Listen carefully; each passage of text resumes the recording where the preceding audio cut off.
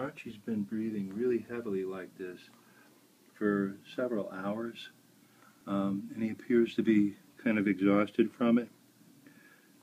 And I don't know, he had a bone with some peanut butter filling inside that he may have gotten too much of.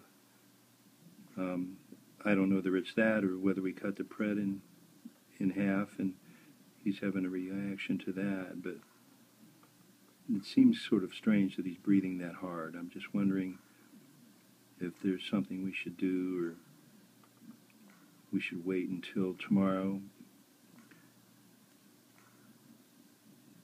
Any advice would be appreciated.